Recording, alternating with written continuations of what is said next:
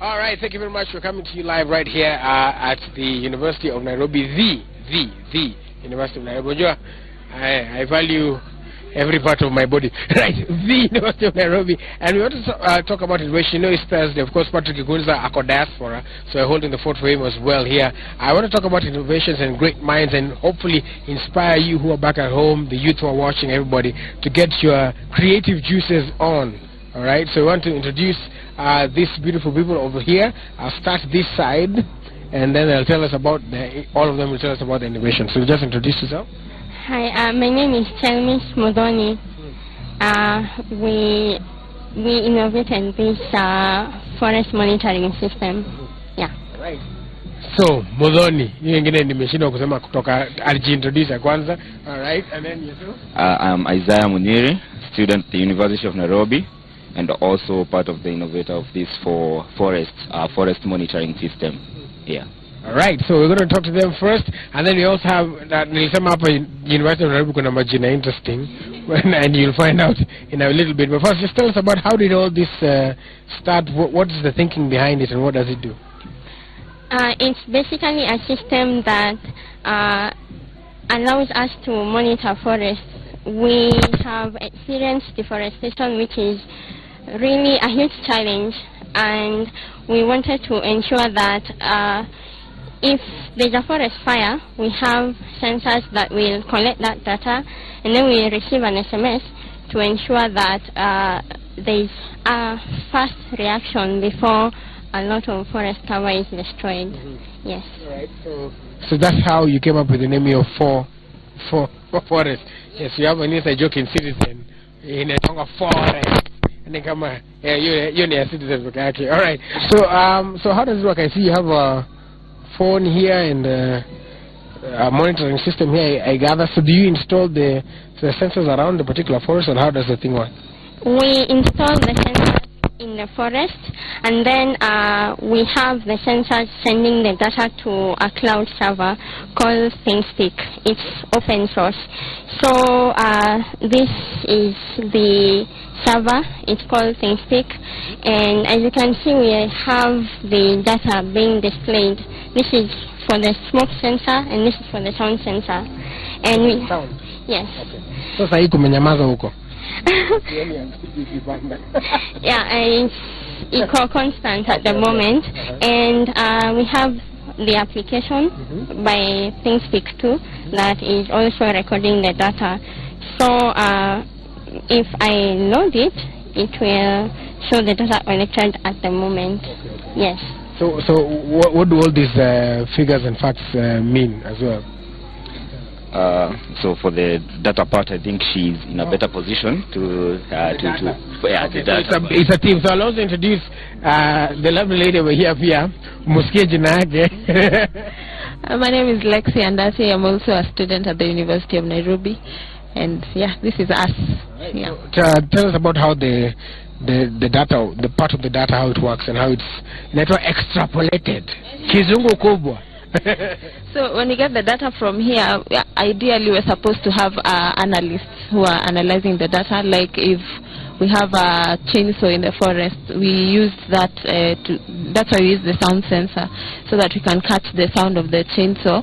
And because it has a specific frequency, we're able to deduce that this is a chainsaw, this is an animal, this is so and so.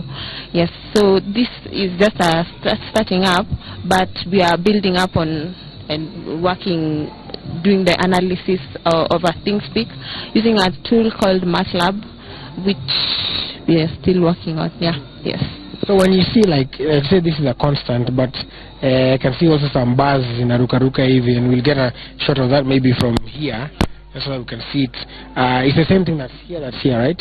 So, like for the first one. So what are we seeing exactly? Do you have figures up, percentages? Okay, this data was collected from yesterday. Is it today or yesterday? That was yesterday's, and the one is on the phone is today's. Yeah. So as we were using props like wash a matchbox and put it near, put smoke, will it rise? So when they smoke, the smoke data should increase. So when it increases, that should tell you there is an alert here. Check on this point or on this point. Yes. So how are you going to work? Are you hoping maybe to work together with other agencies, KWS and such maybe? Yeah, that's what we hope to do once we deploy. So maybe we have an example of this Nyakweri forest that is being faced by deforestation.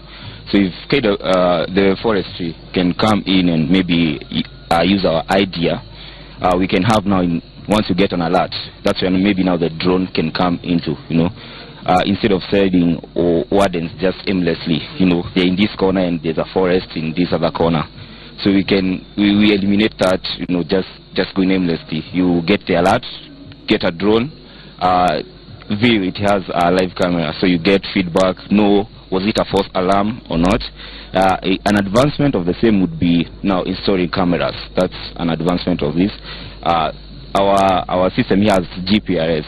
If the cameras are able to be, have GPRS too, so information will be sent to the internet, then the coordinates are sent back to the cameras. Then if the cameras are, of course we're hoping they are flexible, they point to the direction. So from there, now you can again act on the alarm that we get from this. Yeah. All right. So of course there's one more thing. In that box we have a GSM GPRS module. We have a SIM card in there that is consuming bundles to send us the data to the cloud, and then we have sensors which are collecting the data.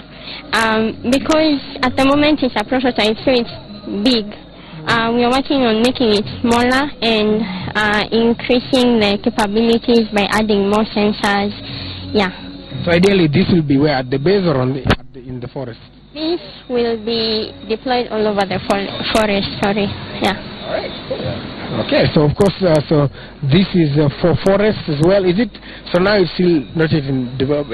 People can't download it or anything. It's just for the exhibition purposes for now. It's just hardware. First of all, it's hardware first.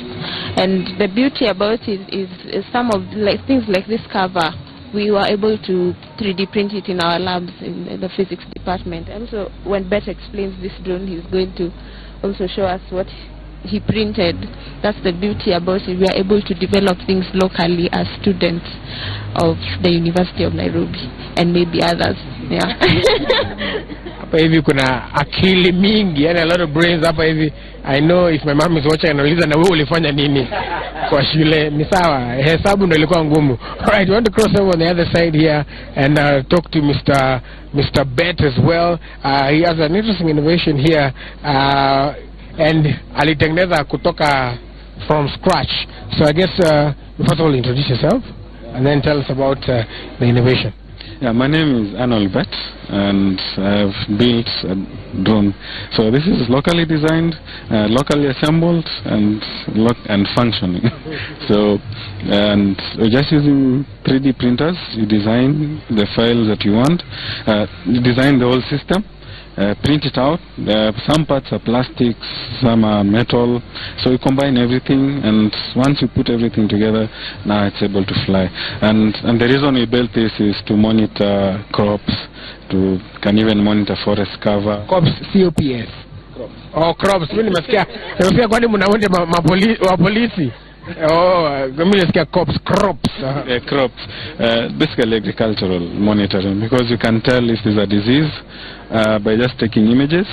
We'll tell there's diseases, or we can even advise like if there's lack of nutrients, because we attach special sensors which after taking the images we analyze them and we're able to tell if there's some nutrients missing or not. And this was done in collaboration with International Potato Center.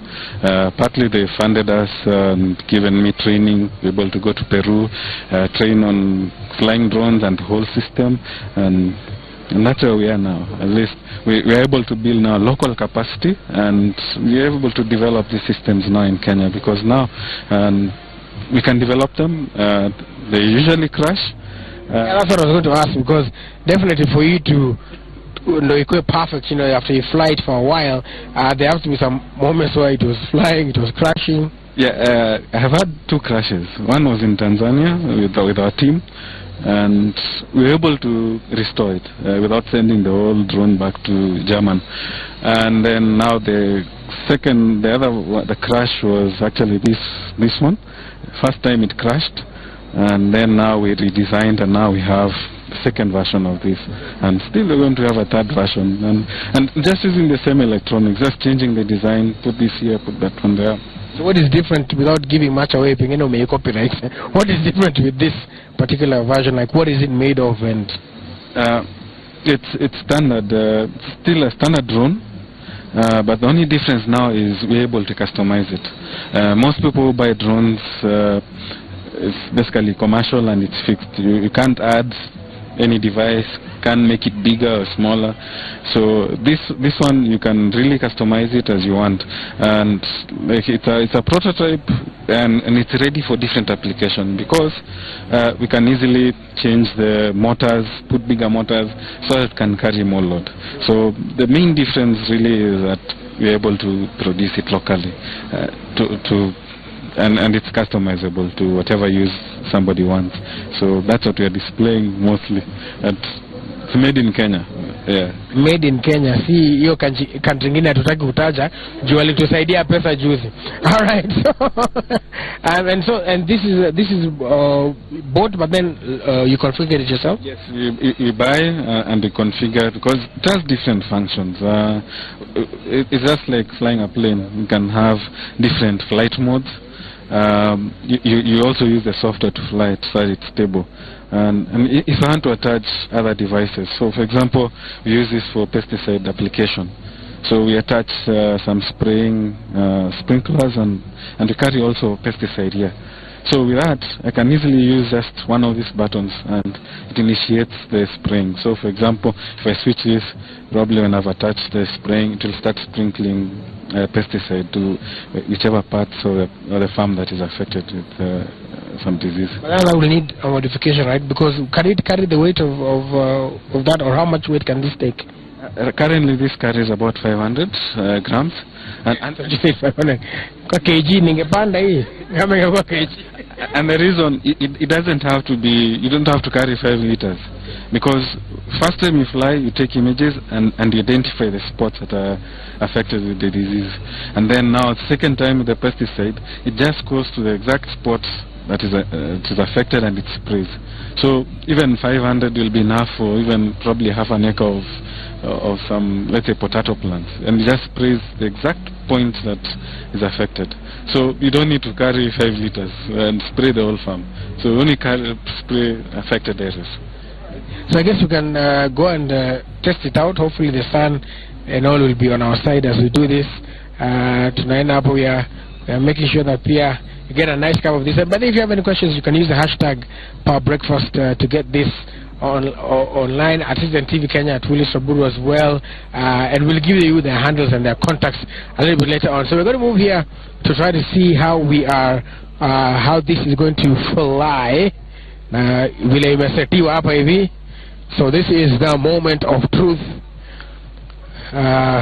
Arnold here, this is the innovations. In case you're just joining us, we are live at the University of Nairobi, where it is Innovation Week 2017. So different people have their different stalls here, showing us about the innovations that they have. So let's see the machine fly configured. So you have to configure it GPS wise, right? Yes, I need the GPS, so that if in case there's any problem, you can really tell it to return to where it launched from. And the first time I crashed because I didn't have that. So now I've configured everything. If it goes out of sight, you simply tell it to return to the launch position. And the GPS really helps it to fly on its own. So I don't have to control it. I just tell it fly, and I can tell it come back and land.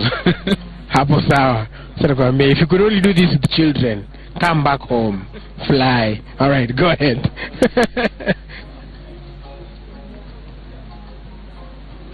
Here we go. It's the moment. This is Mr. Arnold Betts with his innovation, and here we go.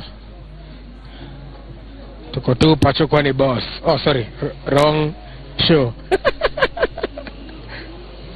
All right, here we go.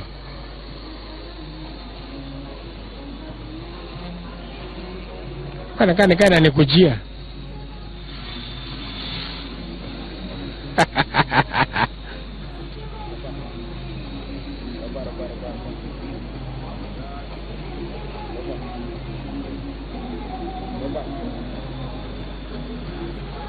All right, there you have it. It is flying up and away. Hopefully it's a beautiful shot there. And it's a selfie. Unajua ina record pia. So after this utatuona ka selfie moment ketu. Yeah, we're chilling. So there you have it. Beautiful innovations. Of course, also we are minding the flying because of regulations. So no, kwa maana hatujaenda mbali, lakini iko na capacity ya kuenda mbali. But regulations lazima tutii pia.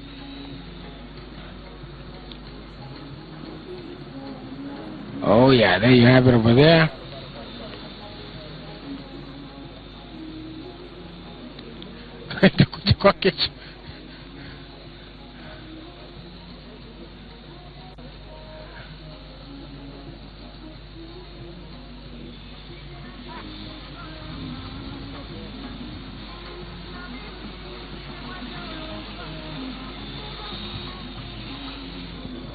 Wind pia ina nini kidogo tu.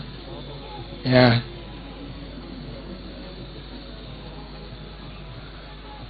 All right. So I guess unaweza ileta iambie kuja nyumbani.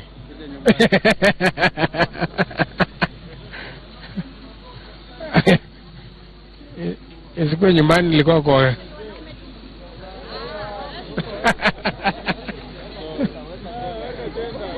So there you have, there it is, all touched down and ready. So brilliant innovation there as well. So what are your hopes with this innovation? Of course, maybe people are watching and maybe they'd like to get in touch with you guys, or maybe you can just come this side, all of you.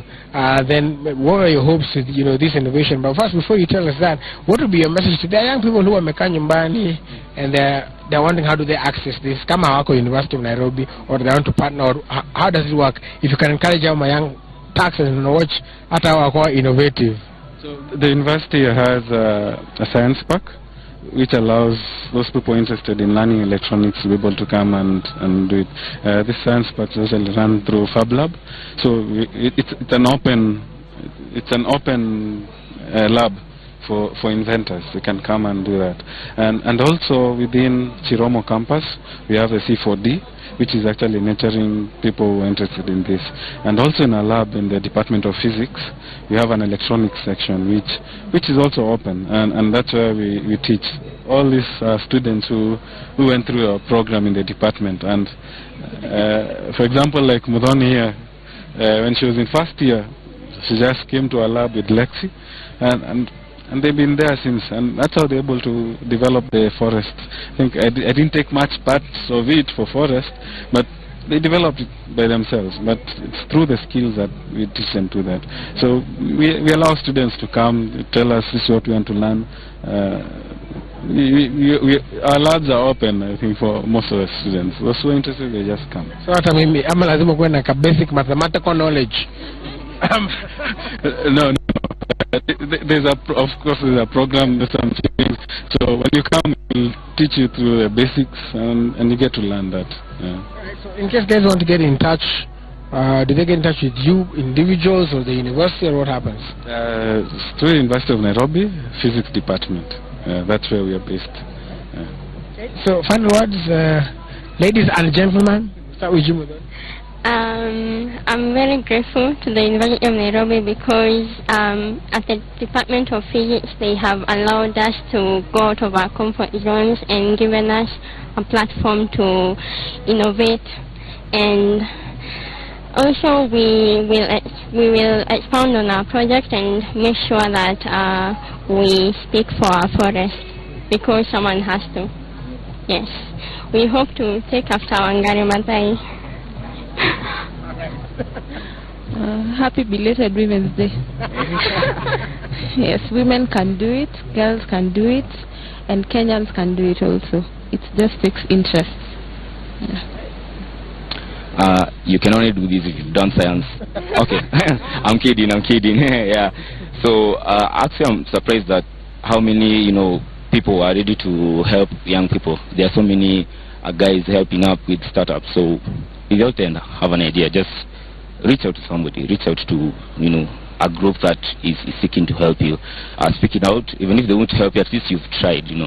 Yeah, we would have started this idea and thought, man, what are some exams? What are to andike mia Kenya? But well, yeah, I think there's that part with you that you have to have the courage and and the spirit to start it out. Yeah, that's all. So of course we'd like to say thank you so much to you and to the entire team as well. You have final words as well? Because you coming, yeah. Alright, thank you guys so much as well for watching, and hopefully you've been inspired as well. And so it continues the whole of today, right? Up to Friday. So it's up to Friday, so you can step in here, University of Nairobi, and check out what's going on, and come and see hata wewe kama utajenga ka something. Pia huyu mwenye ameshika kamera anaitwa Jackson Jaya, hiyo ndo alisomea na ana innovate. So I just like to say thank you so much as well for all of you who've been interacting with us since the beginning of the show, using the hashtag for our breakfast. We say thank you, and just a reminder, Joey na Chef Ali, hiyo kuku niliwacha studio ninakuja tafadhali, so I hope mjaikula. So on behalf of the entire team, we say thank you. Of course, my name is Ulis Aburu, reminding you that successful people look like you, and of course, the great Manchester United. Tonane.